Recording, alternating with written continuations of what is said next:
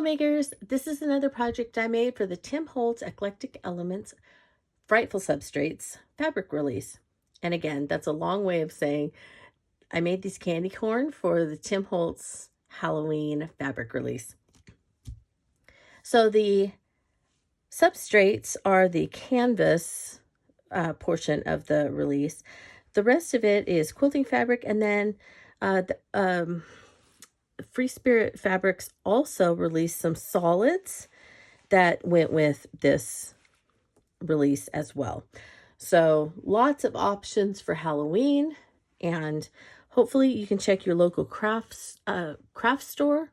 You can check your local quilting store and see if they have any of this. There are online craft and quilting stores that will ship to you, including the links that I have below to Simon Says Stamp. Has these, as well as probably some of your favorite retailer or local retailers that carry Tim Holtz supplies.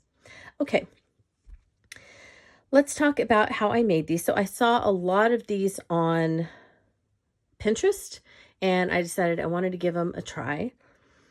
And so these are kind of my versions, and you can see that some of them are different. Some of them have some big embroidered X's, some of them have zigzagging, and some of them have my Halloween messy stitching. So I just kind of did a whole bunch of different things to them. So let's talk about how I made them first, and then I'll come back and we'll talk about the details on some of these. To begin with, you need to find a pattern. And so I just went on to Google, and I Googled candy corn coloring page, and I found a bunch of candy corn shapes, and I chose two. I chose one for some tiny candy corns, and that I made it's in another tutorial, the small ones, and then this is a different one that I chose for larger ones. And then I decided how big I wanted them.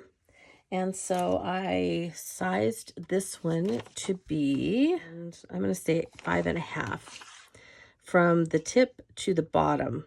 Okay, now that's the candy corn shape, not this piece of paper, but the candy corn shape. Then once I ran off several copies of this candy corn shape, I cut them out about 3/8 of an inch to 1/2 an inch. You can decide how wide you want your seam. So 3/8 of an inch to 1/2 an inch outside of this line. Okay, so I cut that out. That's my seam allowance, so that when I sew it up, then I have the size that I want on the inside. Okay, you need to choose 3 fabrics that you think go together in the candy corn colors that you want.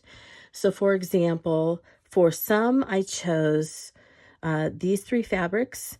This was Spells, and then there's the rust colored solid, and then the one with the poison labels, and I used those for some of my candy corns. Another trio that I chose was it's a cream color, it's an orange damask, and then the rosettes. And so here's an example of that, and here's another example of that. So I wanted to show you that depending on which way you cut your candy corn pattern out, they can look different. So this is the same fabric, but I flipped the candy corn when I cut it out, so that what is the tip of the candy corn on this one, the cream solid, is the bottom on this one. And then the middle stays the same. It's the orange damask, and then the rosette fabric for those. And then the other one that I chose was the plaid, the orange cracked, and then the webbed for the top.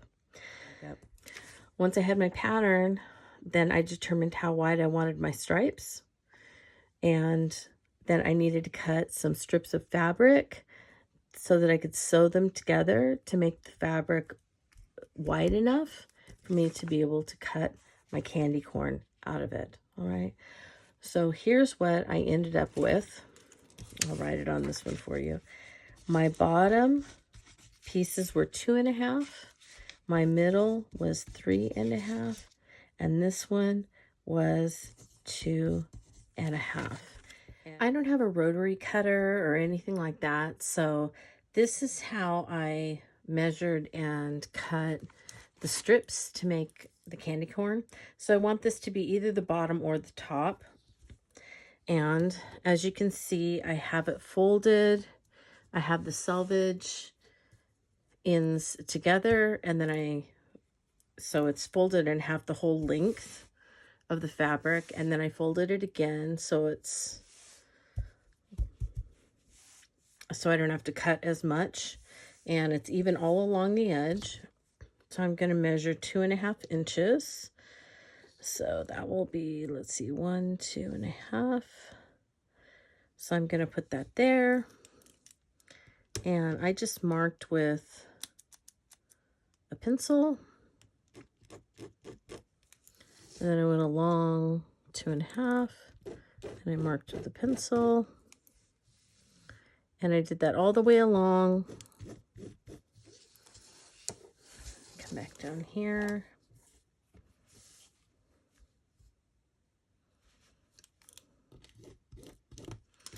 And then I took my ruler and I went like this and I lined them up.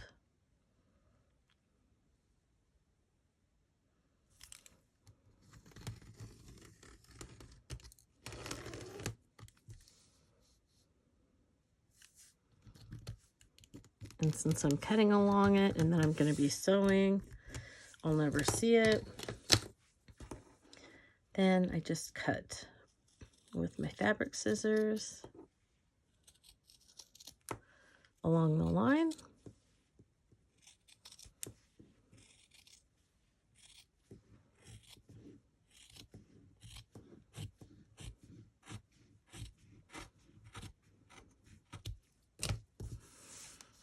Okay. And this Harlequin is called Harlequin. So that's easy to remember. For the middle, I want the stripe. And I'm going to have to work with this because I made candy corn, the little candy corn out of it. So I'm going to have to work with it because it is not the same length as the others. So I will cut 2 and we'll just see how that works. So I'm going to do it the same way. I'll just line these up and then I'll fold it in half. And I'll cut, this one is the middle, so it's going to be 3.5 inches. So I'll cut 2 3.5 inch strips and hope that that makes enough to go along with this. And then for either the tip or the bottom, depending on which way I cut my pattern, I need to cut a 2.5 inch strip of this one as well. So I'm going to go ahead and cut those off screen, and then when we come back, I will show you how I sewed them together to make the piece for my candy corn. I have all 3 strips cut and ready to be sewn together. First thing you need to check is to make sure that the wording is going in the right direction, because these might end up upside down. So if you look on the striped fabric, you can see that on the black stripes, they have printed obituaries, marriages, things like that, newspaper announcements. So that helps you figure out which way to go, because sometimes it's difficult to tell with the script if it's upside down or not. So just look on the black lines and that will tell you. I have it going the right direction so you can read it. With the Harlequin, in the background is also some newspaper print, and so you can tell which way it's supposed to go as well. So I'm laying them out the way that they should go. These don't matter. Then when I sew it, I'm going to sew by putting it like this. And I'm going to sew in 1/2 inch seam along here. Now remember, I'm going to sew the whole length of the fabric. However, if you remember, the striped fabric was shorter because I had to cut some stripes from it this way. Along the selvage side, I had to cut some strips on one of the sides. So it was shorter. I needed to sew 2 strips together, 2 3.5 inch strips, and that's what I did here. so that it would be long enough. So it's a little bit longer than the other ones. That's fine. So when I get through sewing, you can see I'll have just a little left over down here, and that's just fine. So I'm going to sew this first. Then when I'm done, I will unfold it and it'll be attached with a seam. And then I will sew this strip on this side with a 1/2 inch seam here. And then I can fold it out. And then when I do that, I'll have a nice long striped piece of fabric that I can put my pattern on and cut out my candy corns. I have the strips sewn together, and I used a 1/2 inch seam, and then I ironed them open on the back side, and then I ironed them flat on the front side. So I've noticed that sometimes if I iron the seams open, that then somehow it gets folded weird here on the front. So I have been going back over the front as well, just to make sure that it's nice and flat. Now, because I have words on these, I can't just lay my patterns out like this and get as many as I want out of it, because then I'll have words going upside down. And if that doesn't matter to you, not a problem. You can totally do that. But it does kind of bother me. So I can't do this, and so I'm not going to be able to get as many out of this piece as I did out of the other pieces that didn't have words and that I could alternate. So, and also, as you can see, you do want to have several patterns so that you can cut as many as you want. So I'm going to just line these up and cut them. And I am not going to fold this in half. I'm just going to lay them on here and pin them in place and cut around them. And then I'll match them up instead of folding it and trying to line up these seams. I think that's going to be a little bit difficult to make sure that I can do it. So I'm just going to lay these out on a single just the single piece, and I'll cut out as many as I can from this strip, and then I'll sew them together. So that's where we'll pick this up with the tutorial and me having sewn them together. Once I got my candy corn shapes out, this is what I ended up with.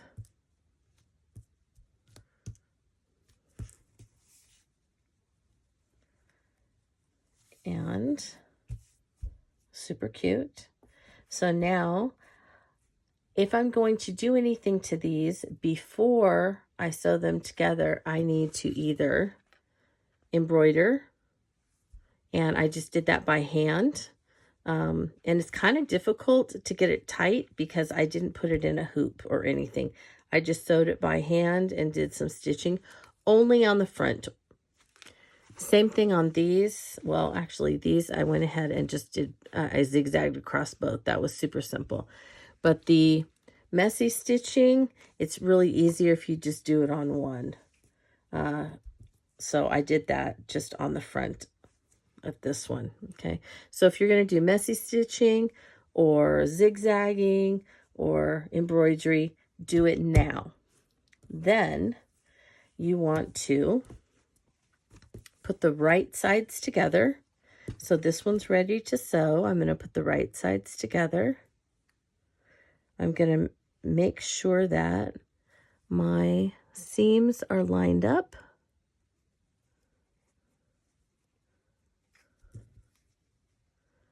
And I'm going to pin.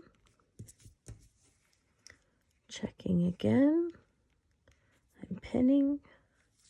And then I'll do the same over here. And then you want to sew around the outside. You need to leave a gap so that you can stuff it, and you can also turn it inside out.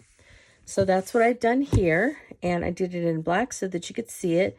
So you start on one side, and so I started at this seam.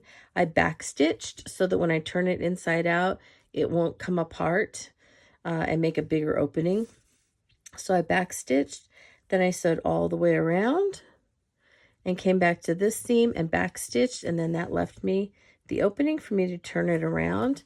And like with anything that you sew that has a curve, you need to trim it. Oops, those are not my fabric scissors. You need to trim it. So you're going to cut along the curved part, not, and my little ones work better for this, but not, you're going to not cut into the sewing, just up to it. And so you just make these little cuts all along the curved area, and it helps when you turn it. You also need to do this around the curved corners down here. And it just helps to make a nicer curve when you turn it around if you don't do this. And then like this one is kind of, there's a lot there, so I would trim it.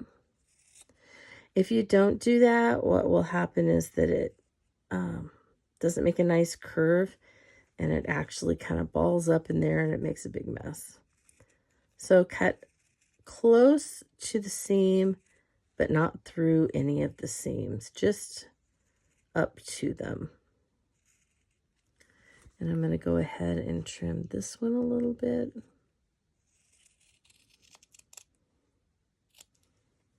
And I might trim this a little bit. Okay. And then you're ready to go ahead and turn that inside out. So I didn't do anything to this one. I just left it as it was. And as you turn it around, you want to go ahead and push all of those corners out. And if you have a tool to help you with this, that's great. I'm going to grab one right now.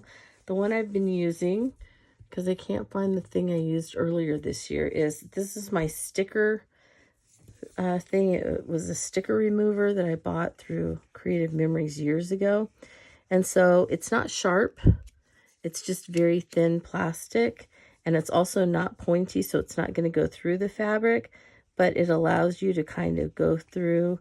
And because we didn't iron these seams, you can kind of go along them like this, and that helps push them out.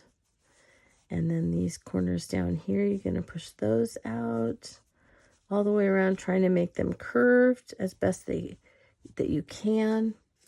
And then this one, trying to curve it as best you can. And then I went around on the bottom with the edge like that. See how it's kind of helping to get all the way out to the seams there? And there you have it. Now, before I stuff it, what I would probably do is take and fold those in by hand and then iron them. That's what I did with the others. I ironed it while it was flat so that I knew where the fold was. And then you can stuff it with your stuffing, and then that will make it easier if you have ironed it and you have the crease. It'll make it easier to make your stitching to get it closed. Okay. And again, these are not very good stitches. I'm getting better. But when I made these Halloween ones this summer, I was still not good at the invisible stitching. So these still look like Dr. Frankenstein did them, but I'm sure that you can do better. To learn invisible stitching, I would just go, like search it on Pinterest, and there are plenty of people that are much better at it than I am that can show you how to do this properly. Okay. All right, now let's talk about finishing it off. When you're done, you can just leave them as is, just as candy corn and as a bowl filler or basket filler or something like that. I wanted to do something a little more, so I cut some small tags from one of the Tim Holtz die sets. And then I put the little tiny reinforcer onto it. I dyed those with distress ink and just colored them all at the same time with, it looks like crackling campfire, and then like I maybe flicked a little bit of hickory smoke on there. And then once those were finished, I stamped this Halloween stamp. This is from the, oh gosh, it's CMS 100. It's the 100th stamp set collaboration between Tim Holtz and Stampers Anonymous. It is still available and it has all kinds of things, not just Halloween, but I obviously picked the Halloween one for these. I think it's really cute. And you can actually do things so that you could color the stamp before you stamp it if you want, so that all these things are in different colors. I just wanted it plain like this. And then I did a little zigzag across it here to keep it adhered. And I added an Idea-ology spider to it with the jump ring, and then tied it all together with some jute and attached it with a tiny safety pin that is also part of the Idea-ology line. All of those things are still available. These would make a great gift for a friend.